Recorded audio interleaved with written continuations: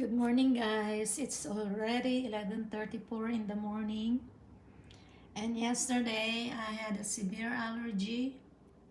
I went to the ER and they gave me an IV medicine. So now I'm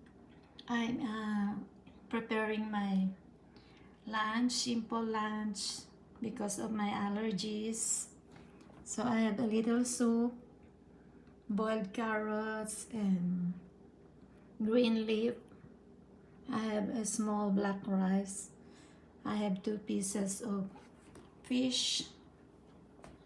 And this soup is from the boiled vegetables. So maybe I can have later in the afternoon these blueberries, organic. These are all organic because I have asthma and allergies. So this is my simple lunch today because I'm watching of my severe allergy and asthma. Thanks for watching. Enjoy. I hope I will not attack again by the asthma.